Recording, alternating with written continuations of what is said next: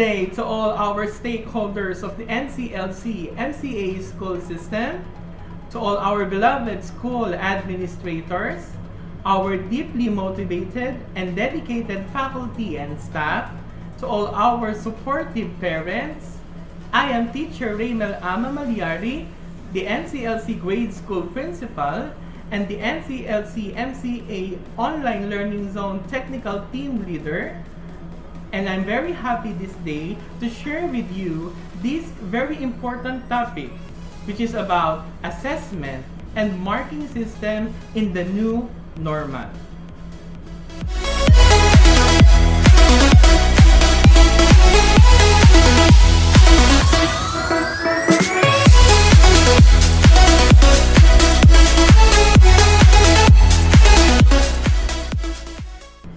Before we start, I have here this question. Which is more important, learning or grades? The answer, my dear parents, is both.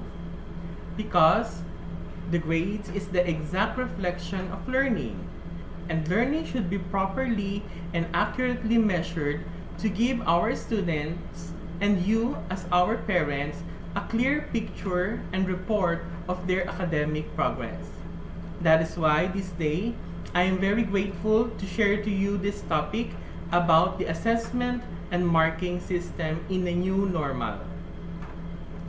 As we start this presentation, let's define first what is assessment of learning.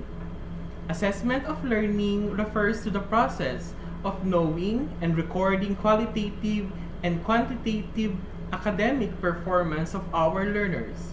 With the use of this process, the teacher can come up to a sound and clear outputs of students' mark per course or per subject that will serve as a report in their report card for the information of our dear parents.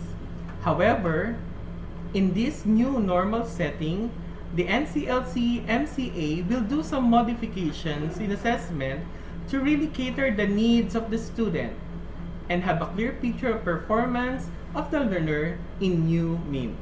This is the modified assessment for distance learning, an ongoing process of identifying, gathering, organizing, and interpreting quantitative and qualitative information about the learner's know and can do in a distance mode of measurements, especially in this new normal where face-to-face or the conventional way of schooling is not possible. Since the Department of Education is not yet issuing any memo or order when it comes to the marking system, we will still follow and abide what is given from the latest implemented marking system stated in DepEd Order Number 8, Series of 2015, with some tailor-fitting in our system. Anyways, we are in a private sector and we have the discretion to improve our marking system without compromising the mandate of the DepEd. So, still we have the two types of classroom assessment that can still be used for distance education, namely the formative assessment and the summative assessment. Now let's discuss first the formative assessment. What is formative assessment?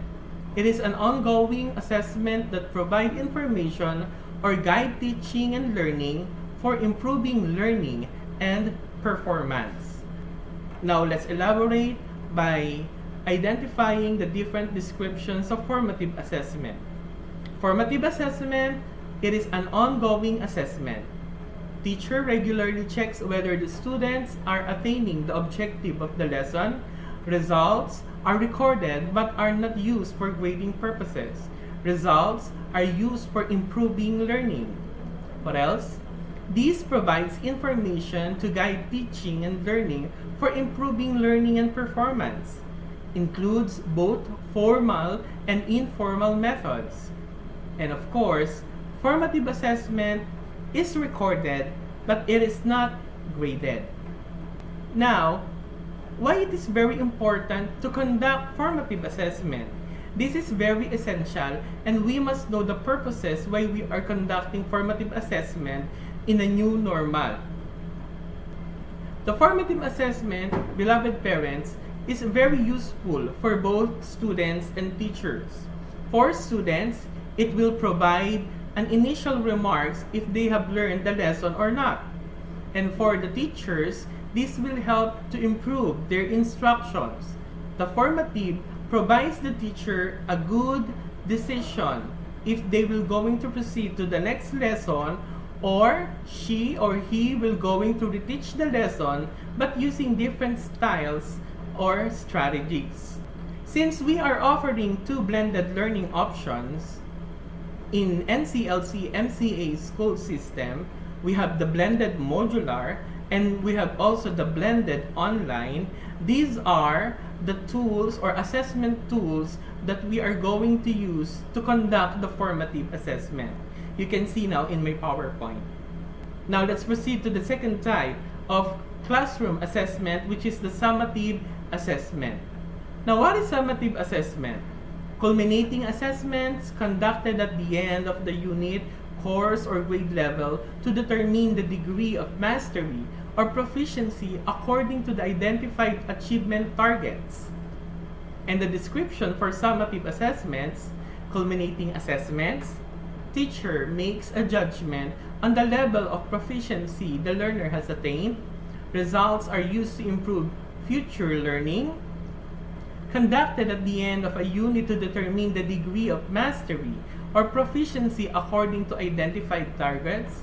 In our school, we are categorizing our students according to the degree of their proficiency. We have the beginner, we have the developing, the proficient, highly proficient, and advanced. And of course, summative assessment is evaluative in nature, generally resulting in a score or grades. Lastly, if formative assessment is recorded but not graded, the summative assessment is recorded and at the same time, this is graded. Now in this slide, you can see, beloved parents, the simple and clear comparison between formative and summative assessment according to its purpose, when administered, how students use the result, and how the teachers use the result. So for formative assessment, the purpose is to improve instruction. In summative, to measure student competency. When administered, ongoing throughout unit, and in summative, end of course or unit. How students use the result for self-monitor in formative, while in summative, to gauge their progress toward course or grade level goals and benchmarking. And how the teachers use the result for formative, checking for understanding, and for summative, for grades and promotion. Now, our dear parents, you deserve to know and monitor the performance of your child. We will provide you the summative report since it is recorded and at the same time, it is graded. And we want to share to you that there are three components of summative assessment. We have the written works, we have the performance tasks, including the portfolio assessment, and we have the quarterly assessment. Now let's proceed to written work. These may include long quizzes, unit tests, long tests, summative tests. Sometimes we have the monthly test or weekly test.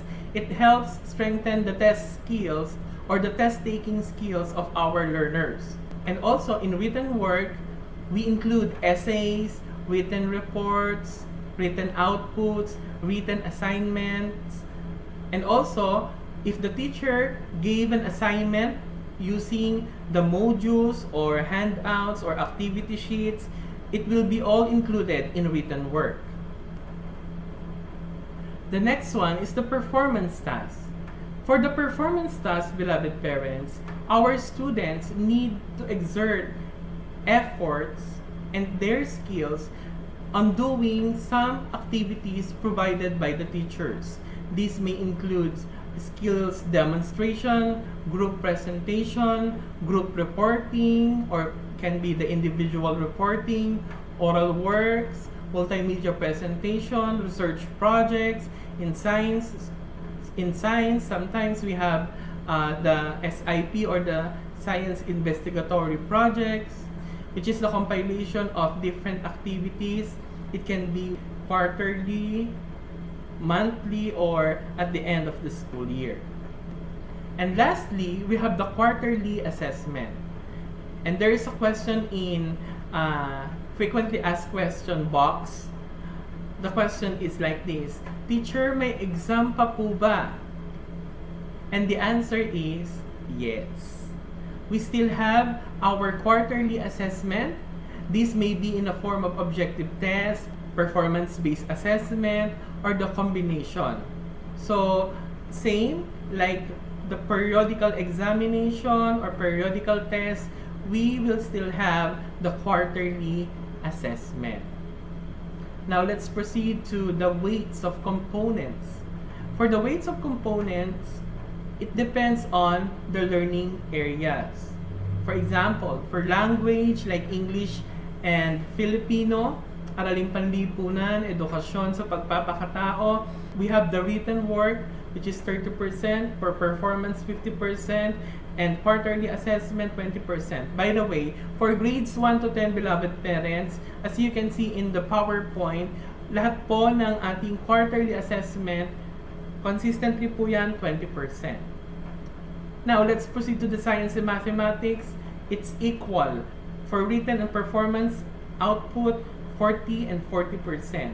Now, for those subjects that requires more skills and executions like MAPE po, MAPE, Music, Arts, PE, Health, and Edukasyon, Pantahanan at Pangkabuhayan. As you can see, ang written work, 20%. Ang performance po ay 60%. Then, quarterly is 20%. But for the grades 11 and 12, as you can see, the quarterly assessment varies. For the core subjects, 25, 50, then 25. For the academic track, all other subjects, 25, 45, and 30. For those work immersions, researches, simulation, exhibit, and other performance, 35, written work, performance, 40, and quarterly assessment, 25. For tech book, all subjects and their work immersions, written work 20, performance is 60, and 20% for quarterly assessment. Now, how about our preschool pupils? How will we assess them? The DepEd only requires the kindergarten to be graded using the ECCD checklist and the anecdotal records of their improvements and development. But one thing which is good in NCLC MCA school system, since we are acquainted in numbers, alam naman po natin, tayong mga Filipino, tayong mga parents, we love numbers because by the use of these numbers, we can simply describe or assess the output or the performance of our child using numbers.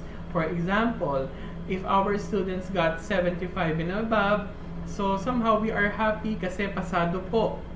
They pass. Especially if their grades is 90 and above, we are very grateful.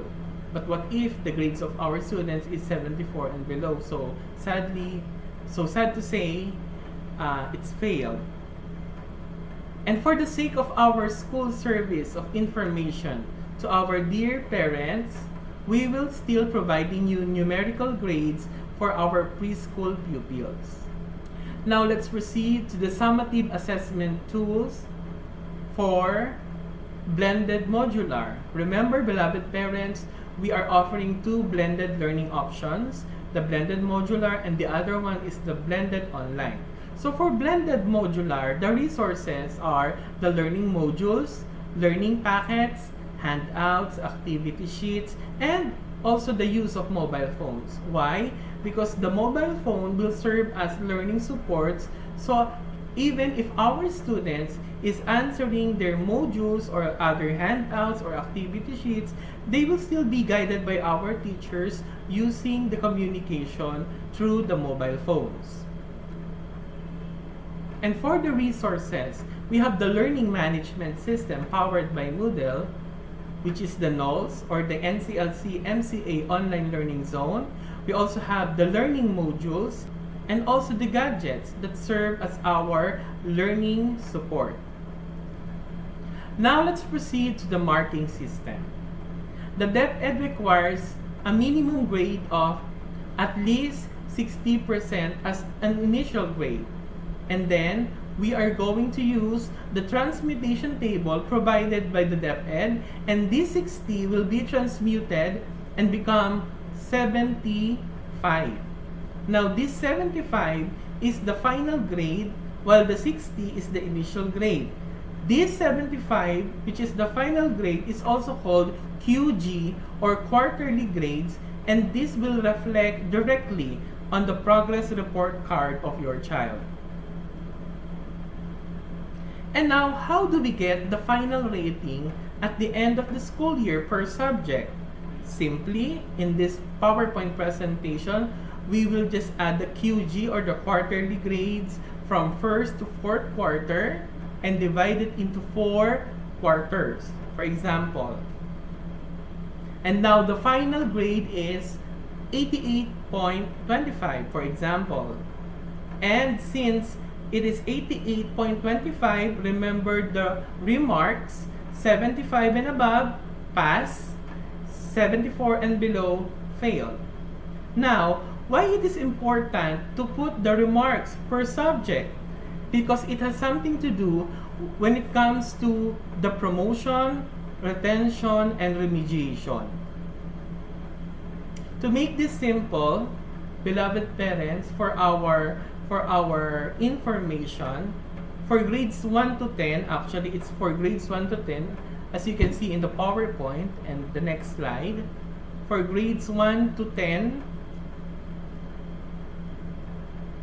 the minimum requirements or the least grade that it is required for each student per subject is 75. So they will pass. What if the students got a failing grade in one subject? Automatically, the students will undergo a remediation program or remedial class. What if the students got 2 failing grades in 2 subjects? Still, the students will need to undergo the remediation program. And what if, teacher, there are 3 subjects failed at the end of the school year?